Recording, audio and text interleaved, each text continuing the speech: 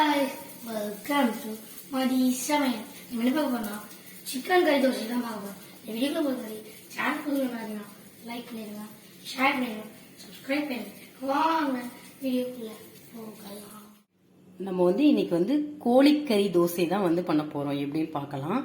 அதுக்கு நான் பாருங்க சிக்கன் கொத்தி வாங்கிட்டு வந்திருக்கேன். அதை நல்லா வாஷ் பண்ணிட்டு தண்ணி இல்லாம புழிஞ்சி வச்சிருக்கிறேன்.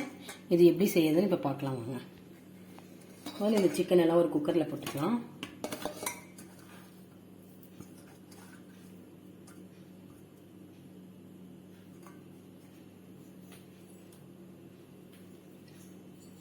மீடியம் சைஸ் பெரிய வெங்காயம் 2 கட் பண்ணி வச்சிருக்கேன். அது போட்டுக்கலாம். இதோட ஒரே ஒரு தக்காளி கட் பண்ணி வச்சிருக்கேன்.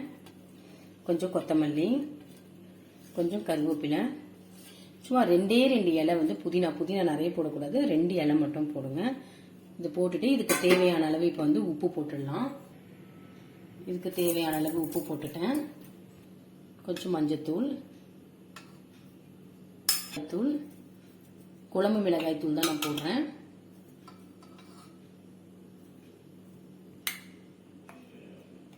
ஒரு 1/2 டேபிள் ஸ்பூன் இஞ்சி பூண்டு பேஸ்ட். இது எல்லாத்தையும் நல்லா மிக்ஸ் பண்ணிடலாம்.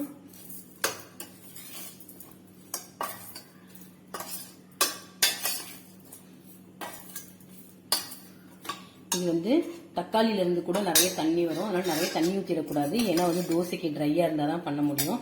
அதனால நான் கொஞ்சமா தண்ணி தெளிச்சுக்கிறேன். தெளிச்சு ஒரு விசில். இதுக்கு சிக்கன் போன்லெஸ் சிக்கனா எடுத்துக்கணும். நான் போன்லெஸ் சிக்கன் தான் வாங்கியிருக்கேன். இப்போ இதை நம்ம அடுப்புல வச்சிடலாம். அடுப்பை பத்த வச்சிடலாம். இப்பயே பாருங்க இந்த கொத்தமல்லி புதினா இதுக்கெல்லாம் நல்ல வாசமா இருக்குது.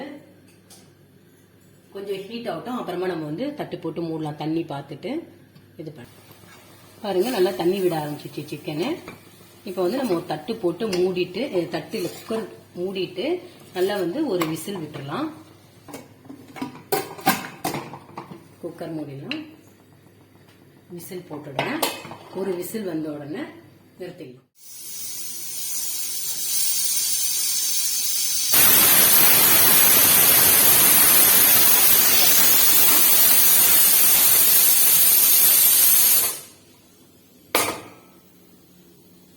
ஆவிலாம் போன பிறகு திறந்து பார்க்கலாம். விசில் இறங்கிடுச்சு. குக்கர் ஓபன் பண்ணி பார்க்கலாம்.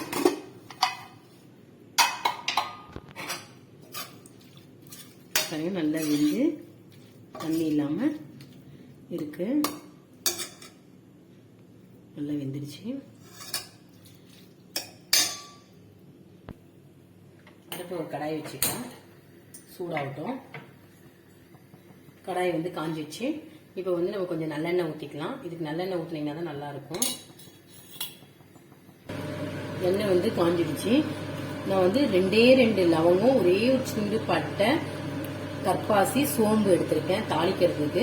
இதுக்கு நிறைய போடக்கூடாது, எல்லாம் கொஞ்சம் கொஞ்சம் தான். ஏன்னா தோசையில சாப்பிடும்போது பல்லுல மாட்டிப்போம். அதனால கொஞ்சமா போட்டுக்கோங்க. எல்லாமே நல்லா பொரிஞ்சிடுச்சு. கொஞ்சம் கருவேப்பிலை போட்டுக்கலாம். இப்போ இந்த வேக வச்ச சிக்கனை இதுல போட்டுக்கலாம்.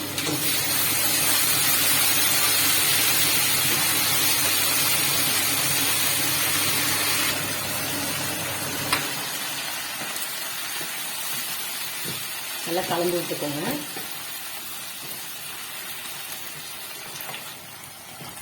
பாருங்க நல்லா திக்காயிடுச்சு. இன்னும் கொஞ்சம் லைட்டா தண்ணியா இருக்கு. அதெல்லாம் நல்லா பத்தட்டும். அதுக்குள்ள நம்ம தோசைக்கு மாவு ரெடி பண்ணிடலாம். நான் பாருங்க தோசை மாவு இருக்கு. ரொம்ப திக்கா இருக்கு. கொஞ்சம் தண்ணி ஊற்றி மிக்ஸ் பண்ணி தோசை பதத்துக்கு மாவை ரெடி பண்ணிக்கலாம். மாவு பாருங்க இந்த மாதிரி தோசை மாவு பதத்துக்கு ரெடி பண்ணிட்டேன். இதை அப்படியே வச்சிடலாம். இப்போ இந்த சிக்கன் நல்லா தண்ணி வத்திடுச்சு. இப்போ இதுக்கு உப்பு சரி இருக்கான்னு பார்த்துக்கோங்க. நான் கொஞ்சம் பெப்பர் ஆட் பண்ணிக்கலான்னு இருக்கேன். காரத்துக்கு லைட்டாக நல்லாயிருக்கும்.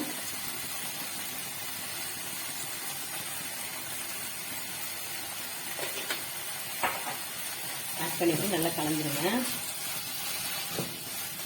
அதெல்லாம் நல்லா ரெடி ஆகிடுச்சு. இப்போ வந்துட்டு வெறும் கருவேப்பிலை, ஒரு 2 கருவேப்பிலையை வந்து பிச்சு போட்டுக்கலாம்.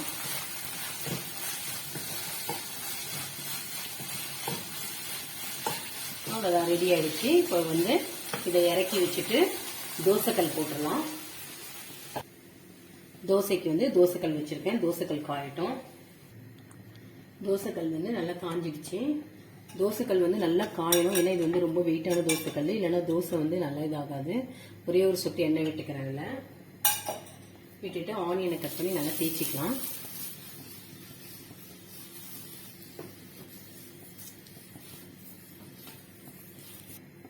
இப்போ வந்து தோசை ஊற்றிக்கலாம்.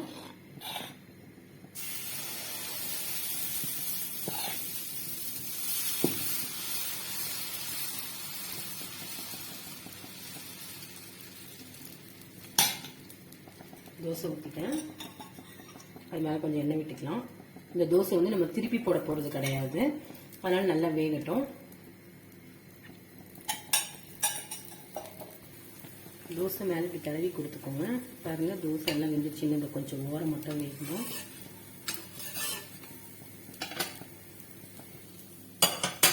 இப்போ வந்து இந்த செஞ்சு வச்சிருக்க சிக்கனை வந்து தோசை மேலே வச்சிடலாம். தோசை பாருங்கள் நல்லா ரெடி ஆகிடுச்சு.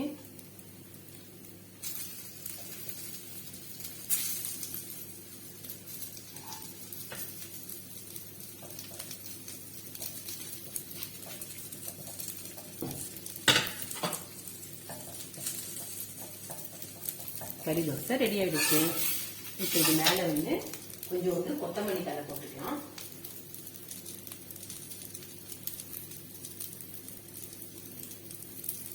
அவ்வளோதான்,